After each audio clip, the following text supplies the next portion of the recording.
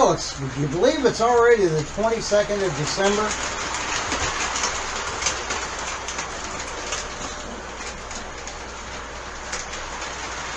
Well, Christmas is in 3 days.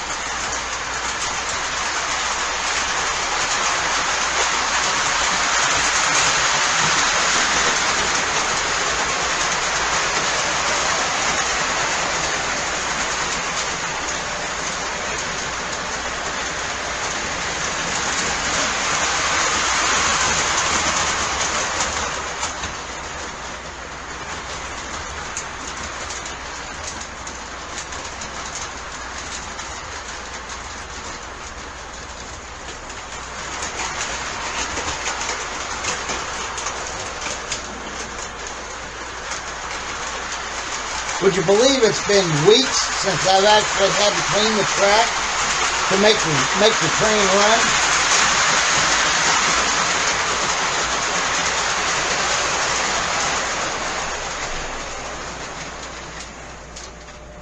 Let's get through the intro and we'll discuss it.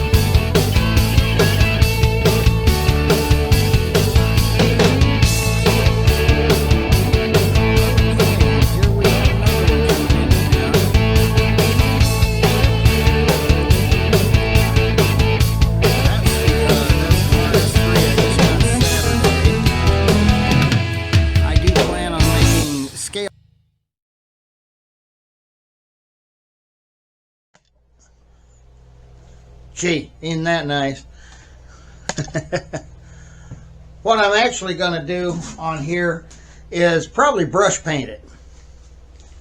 And by brush painting it, of course, you're gonna get all the character in it that you want. And then when I go to weather it, that'll mostly involve dry brushing, probably wood and dark brownish colors and things like that, and blacks. And then we'll come in. We'll do some stain type stuff on this, what looks like cut stone for the dock, and then of course have to do something with the wood. Now you know, you saw the other day, like I said, I built this station in front of you, you know, on Let's Build a Railroad, Let's Build a Train Station. And this is not a part of that. This is the Withlacoochee River Report. So what I'll do, as a result of that, of course, you will get to see plenty of that type of work going on. Then we're going to see what we can do, you know, do with the roof. One of the things that I noticed that did not come with this kit, and that's the clear plastic glass. You know what I'm saying? Huh, isn't that something? Well, golly gee, it's all right. I've got plenty of old bubble packs and stuff like that that I can cut some plastic out of. And this building will have glass on the windows.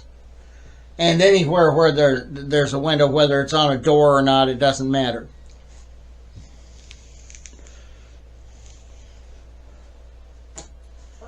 As I've said before, I'm starting to get a little bit of, you know, scenic base cut and stuff of that nature. You get over here, I've got a, well, I don't know if we can see it. get over there right next to that station. That station isn't going to stay there. That station will go somewhere else. I haven't decided yet where it's going to go, but it is going to go somewhere else. Beyond all of that,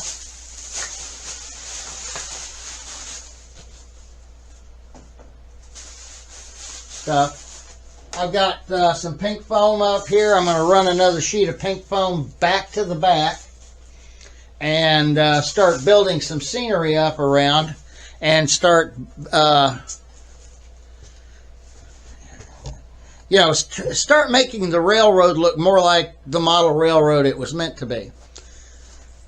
On the new program, Let's Build a Railroad Station, it's not only going to involve the station.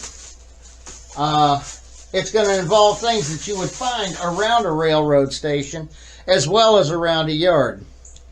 I've got this water tower here that I'm intending to get finished painted and get the spout back on.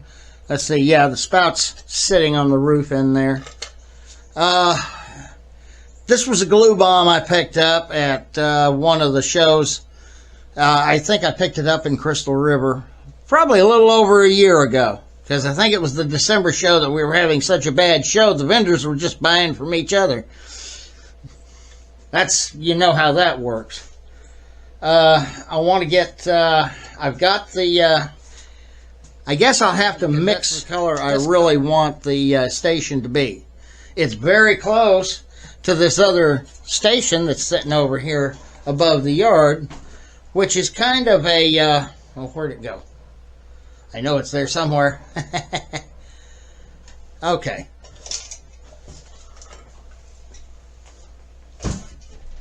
Oh yeah, it's extremely close. So I know I've got my craft paint. This station here, which is, it's a very nice station. Somebody did a nice job on this. This is a Lionel station. It still needs some paint work done on the roof, and the chimney needs to be bricked. This here needs to maybe go away somewhere. That was one of those $15 Coke machines. I don't know who makes that, but the stickers are all peeling off of it and everything. You know, that's the kind of crap you get these days at a hobby shop. Oh, that's cool! And then you get it home and the stuff doesn't last. Other things that we're planning on doing, like I said, finish up that water tower and get the paint work done on that. And then, over here, I've got this. Would you believe that I picked this whole building up for 25 cents? It was in a baggie, and it was all in parts, but I picked it up for 25 cents. It also will be painted in the railroad's colors. I don't need to worry about the station I just showed you. It's already in the railroad's colors too, which is the kind of, well, that's more of a Pullman green, which olive drab is kind of a Pullman green. But this needs to be painted, and I think we can paint this up. I don't know if I'll put a lot of contrasting color in this, but I might contrast the doors and the windows. We'll get some glass in it. Again, I think this is one of those K-line signal towers, or it's a tower anyway. And then we're going to start searching for some detail parts. Another program I'm going to, that's all going to be with Let's Build a Train Station. Okay? So you're going to have the watering facilities for steam locomotives. You're going to have a tower. You're going to have, you're going to, of course, have the main station there, which is this one here, which I'm looking very forward to.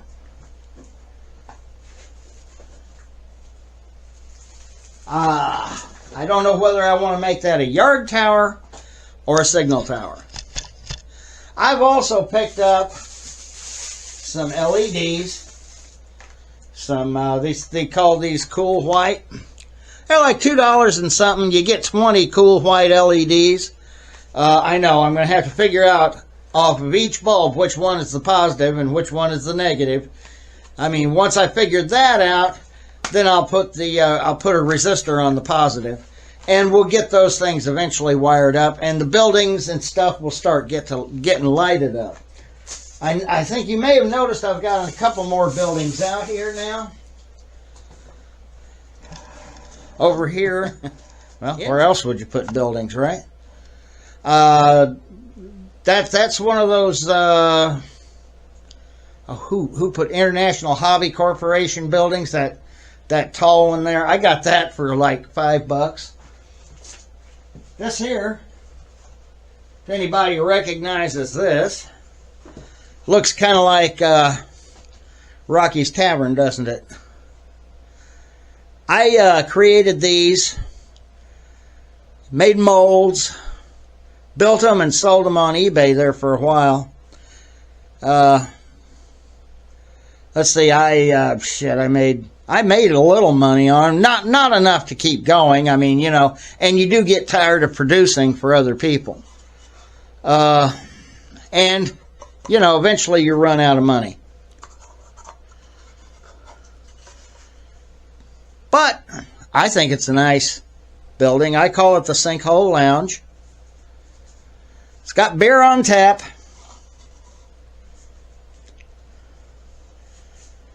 They call this the Sidetrack Tap Tavern. Ice cold beer, liquors. And all you do in there is get drunk. That's all you can do. Hell, the town will probably have nothing but bars anyway. Another one that I created back in the day.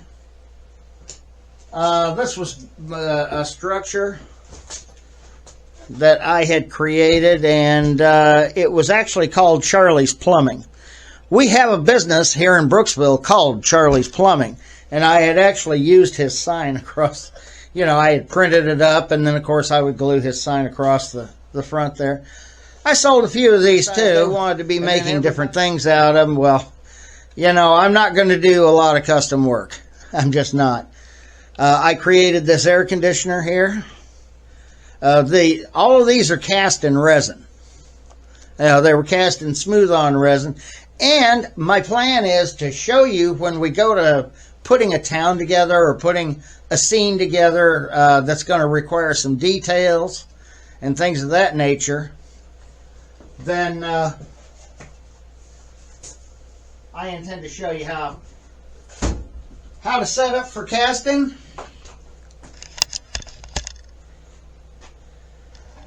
And how to, you know, make your molds. There's several ways you can make molds. You can use a latex rubber mold, you know, the kind you brush on. But you'll have to have some kind of a backup mold for it, and that's usually done with plaster. You'll maybe want to learn how to use RTV, which is room temperature vulcanizing rubber molds, and you build a jig around it to hold your liquid mold compound in as it's getting ready to set. It's interesting stuff when you see it, when you learn how to do it. And a lot of people, I'm sure there's a lot of model railroaders out there that already know how to do it. But not everybody gets it figured out. And there might be some people out there that don't know how to do it. You know, one of the things that I used to do is I would go and create my little detail parts. Oh, I got a squirrel out there dancing around. I used to create my little like trash cans and 55-gallon drums. I have a few trash cans I can make a mold of, and I will be utilizing it, trust me.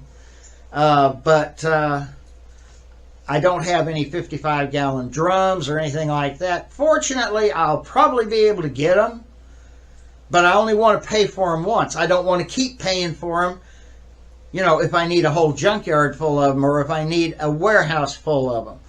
I don't want to keep paying, for 2 or 3 pieces, $7, $8 for a detail part.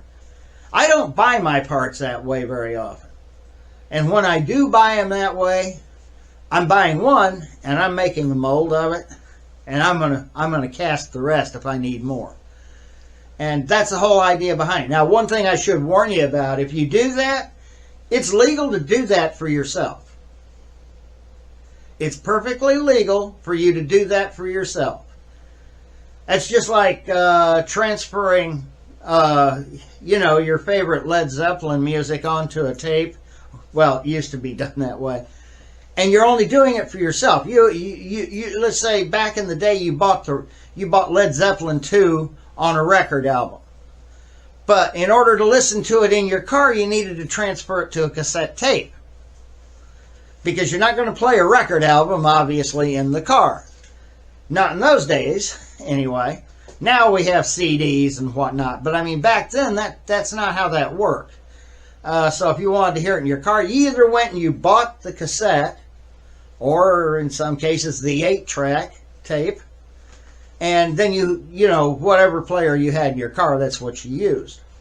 But most of us, we would take and buy the album, put it on tape, so that we could listen to it in the car, we could listen to it in the boom box, So, your favorite Led Zeppelin album, or your favorite Deep Purple album, or whatever, you want to be able to enjoy your music wherever you can enjoy it. And this is basically the same thing. It was perfectly legal for you to put it to tape. And then, of course, people would copy songs off the radio as well. But then you get the DJ that talks halfway out of the last song and halfway into the next, and really pisses you off, unless you want to hear the DJ talking. Make people think you're listening to the radio. But no, that's what it is. That's how it works. It's perfectly legal to do that. You cannot cast those pieces and sell them. Okay? Don't cast them, put them in packages of your own, try to sell them. First of all, most model railroaders are going to know what you're up to. They're not going to buy from you.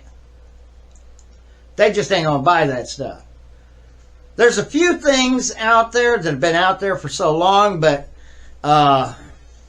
and they're just not being produced anymore, haven't been produced in 40, 50 years, and if there's a demand for it then, that's one thing. That's how most of the resin casters in the model car world got started.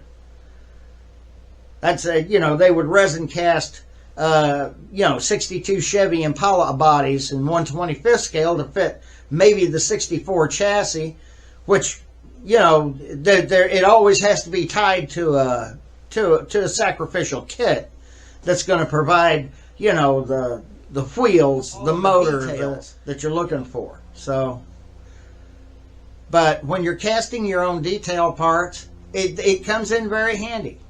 And it comes in very handy to have those molds around that you can do that with. So, I will maybe be showing you how to do that. You can order directly from Smooth On, of course, or from Alumilite, or whoever you're going to use, whoever casting supplies you intend to use. Alumilite is great stuff. So is Smooth On. So, but unless you're going to be going into business for yourself, making your own buildings like I did, and selling them, you don't want to order directly from Smooth On, because there you're going to have to order it by the gallon. So unless you're going to be casting an awful lot, and then if you end up in a situation, you got to understand that all that Smooth On and all that Alumilite, all those resins and everything, they have a shelf life. So they're not going to work after a while. You've got maybe, I don't know about the Alumilite, but I know that with the Smooth On stuff that I used to use, which that's what all of my cast buildings were made from, was smooth-on resin and molds. And I also got my RTV rubber, polyurethane rubber mold that way too. The mold compound is also a 2-part equal mix, and it's very simple to do. But I'll show you that and show you how it's done. And when we get to it, we'll hop to it. The plans on, like I said, the plans on the next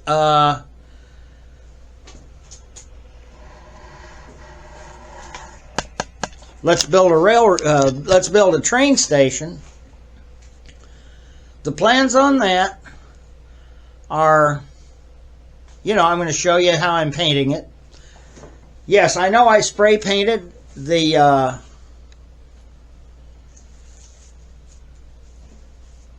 windows and doors. I will probably spray paint this here too, the wainscoting on here. And then I will use and probably I'll mask all this off up here.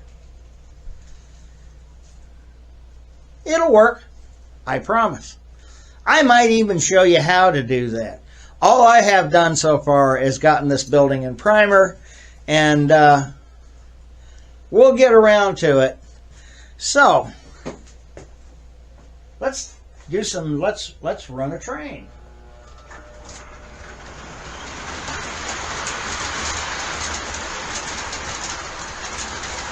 I do love me some F units.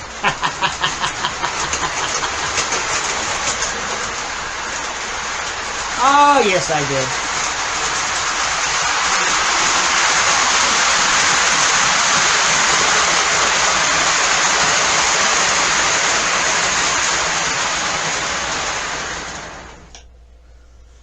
So until next time, happy railroading. Have a good time.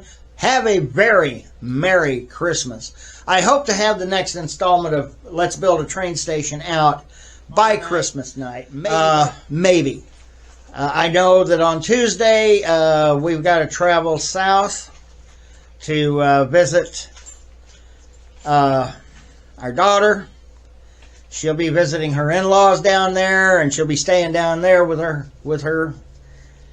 Well, I guess you can call him her husband, and we will be visiting them for that short amount of time. It's not far from here. It's only about an hour or so. It's about 50 miles away, but it's a pain in the butt drive when you got to go to south of Tampa. Oh, is that a pain in the butt drive, especially when you consider that Christmas Eve is probably the busiest highway day of the year. Anyway, until next time, happy railroading.